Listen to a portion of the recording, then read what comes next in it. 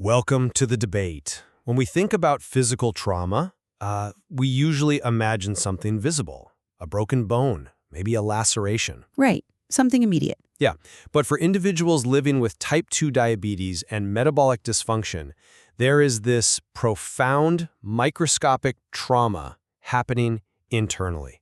And it happens after almost every single meal. I mean, we're talking about the post-meal glucose spike. It really is a relentless daily arena to step into. It is. It is a dangerous physiological surge where sugar just floods the bloodstream, quietly eroding the inner lining of your blood vessels and organs over time. And every single time you consume carbohydrates, you are testing that system. The sheer physiological stress of those repeated acute spikes is what actively drives the catastrophic long-term complications. Neuropathy, cardiovascular failure, you name it. Exactly. And that brings us to the core of our disagreement today. We are looking at the clinical data surrounding milk, specifically how we use it to manage these exact metabolic spikes. My position is that the most powerful intervention we have isn't necessarily about the exact biochemical makeup of the milk itself, but when we consume it. The timing aspect. Right. I am arguing for the mechanical timing of the protein preload technique. By simply drinking high-protein milk shortly before a meal, we fundamentally manipulate the body's gut hormones and stomach emptying.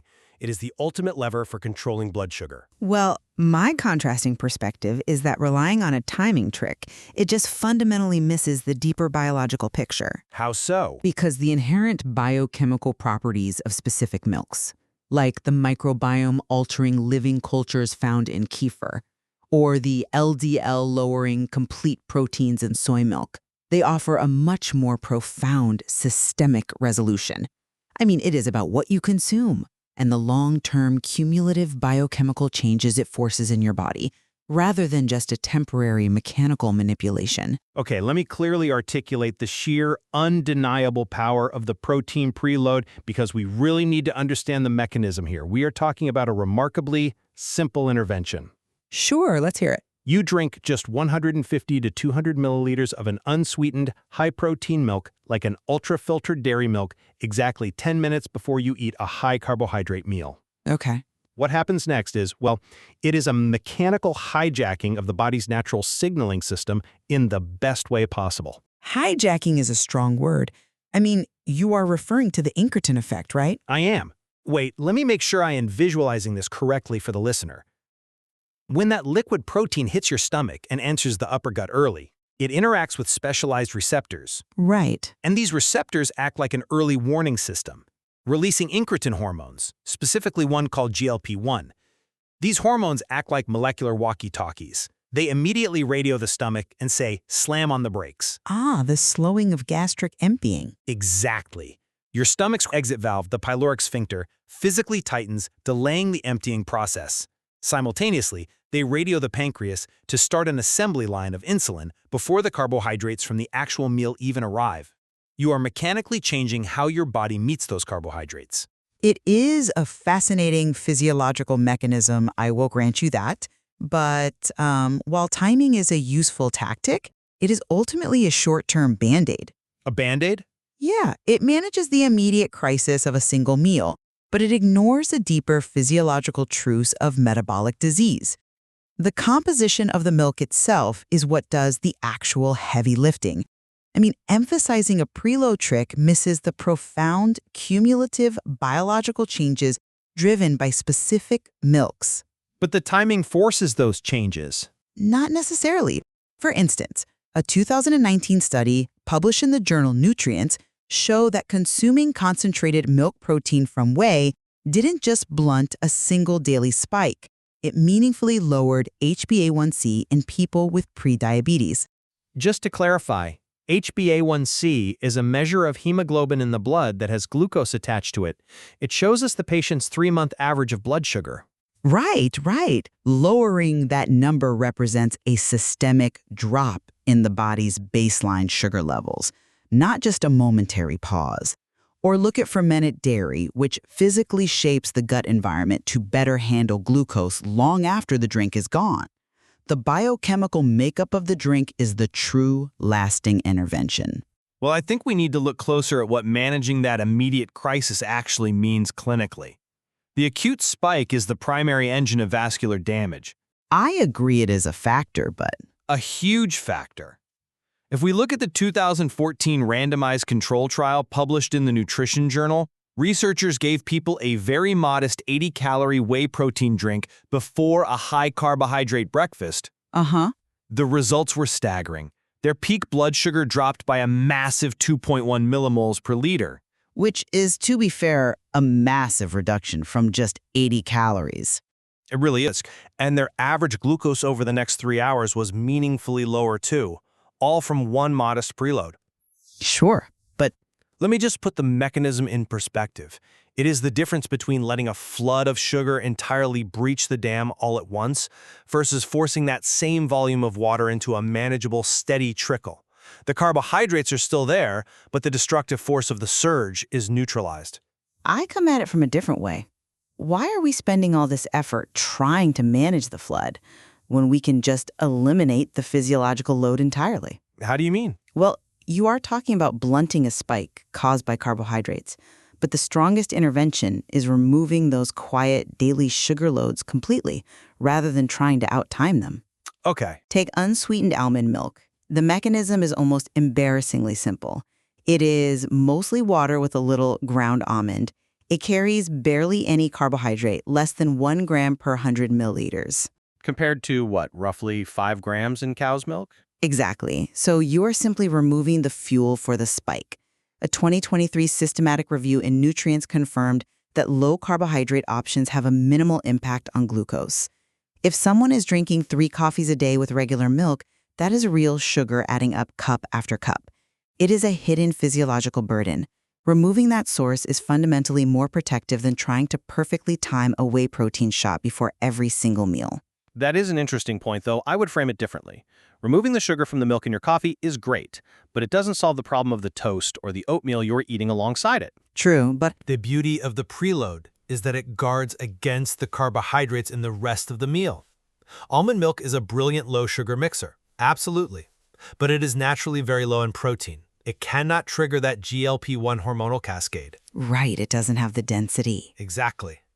It cannot tighten that valve and slow the stomach emptying.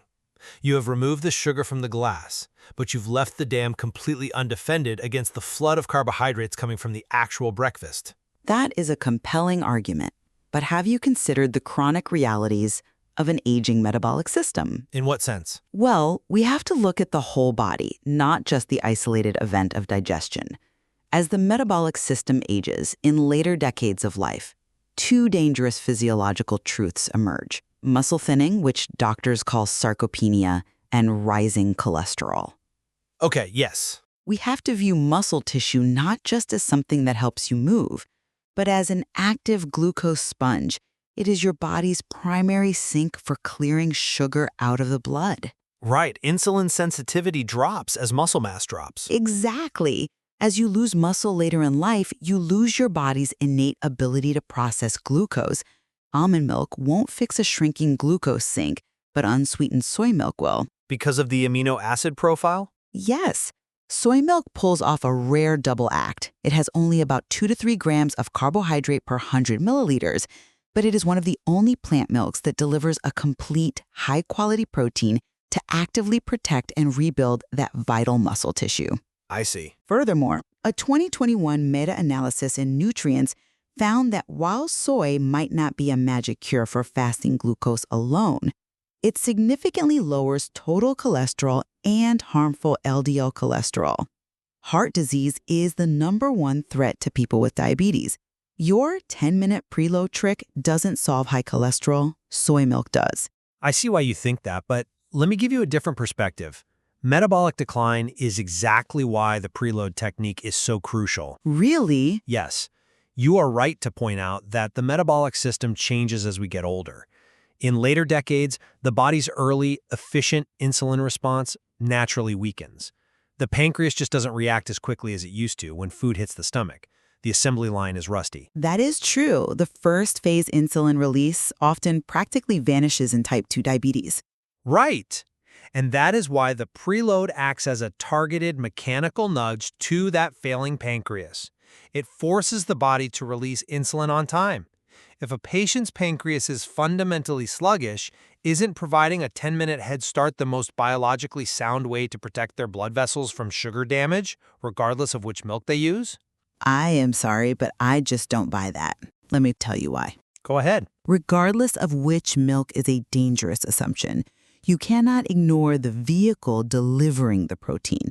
A separate 8-week randomized control trial found that soy protein actually improved A1C compared with dairy-based casein protein. Oh, interesting. So the origin of the protein matters immensely to the biochemistry of the body.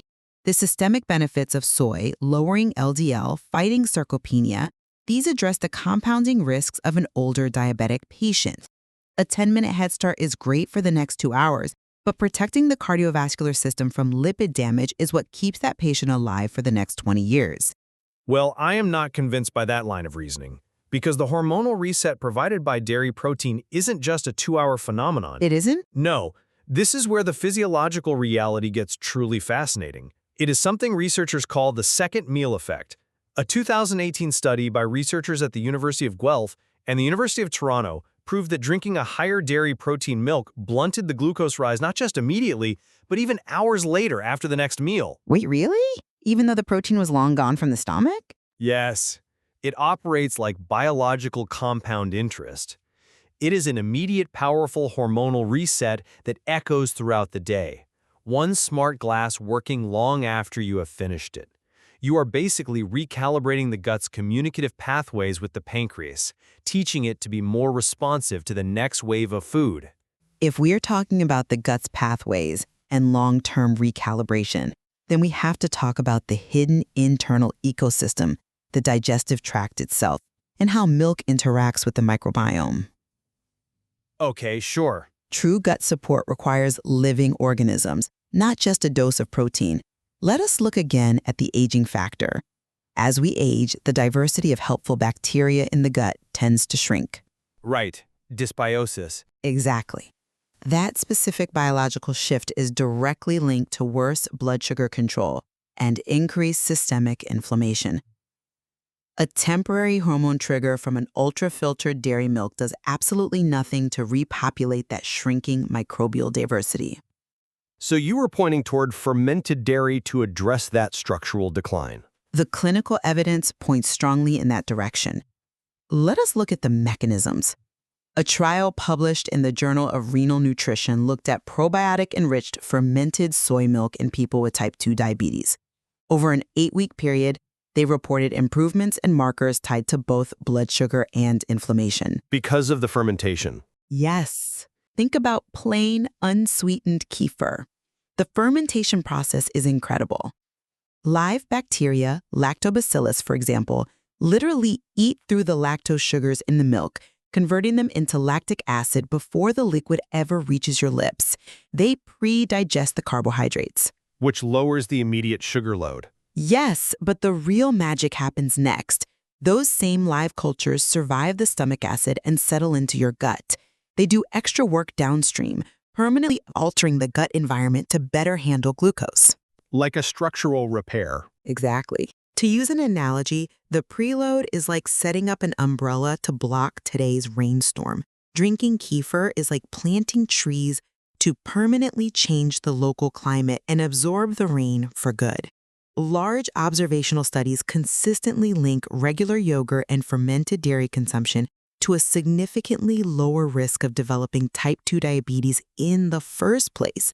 That is a far deeper, more permanent physiological fix than just trying to perfectly time a stomach emptying reflex. Well, I won't deny the power of the microbiome, but I think we have to be realistic about the immediacy of the threat. The inflammation you're talking about is largely driven by the sheer oxidative stress of post-meal glucose spikes. Which kefir addresses. Eventually, yes. But every time blood sugar soars past a certain threshold, it generates free radicals. If you picture sugar molecules in the blood acting like microscopic shards of glass scraping the delicate inner lining of the blood vessels, that is the trauma we are trying to stop. It is a vivid image. It is what is actually happening. Kefir is wonderful, and planting trees is a great long-term strategy, to borrow your metaphor. But when someone is sitting down to a bowl of oatmeal right now, those probiotics are not going to stop the incoming glucose surge. You are saying the mechanical reality is just too fast. Exactly. Refined carbohydrates convert to sugar rapidly.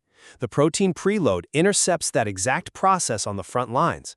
It uses the body's own incretin hormones to physically restrict the rate at which food leaves the stomach. It is a free, highly effective lever that any patient can pull at any time. But your lever requires constant pulling. It requires absolute precision at every single meal. 10 minutes is just 10 minutes. 10 minutes before, not 20 minutes or the protein clears the stomach, not 0 minutes or the pancreas doesn't get the head start. What the composition approach offers, whether it is unsweetened soy milk guarding the heart or kefir reshaping the gut, is a rebuilding of the body's baseline resilience. You are emphasizing the foundation over the acute tactic. Yes.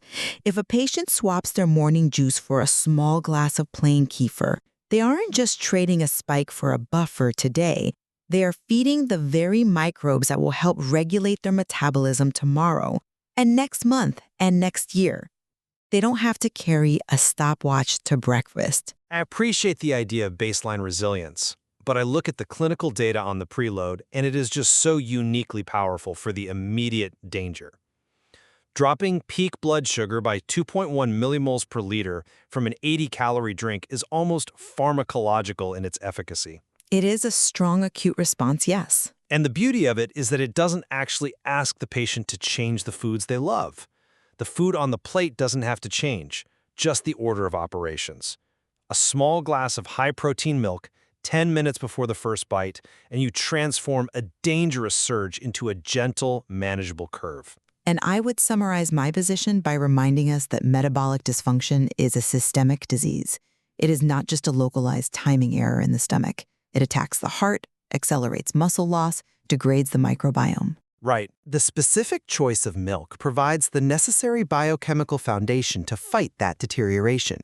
Timing is a tactic, but composition is a strategy. I think where we fundamentally converge, despite our different angles, is on the profound reality that simple, inexpensive choices at the grocery store can significantly alter the trajectory of metabolic disease. The milk aisle is not just a place to buy something to wet your cereal. Absolutely. The body responds remarkably well to better choices, whether you are managing a failing insulin response or a shifting microbiome.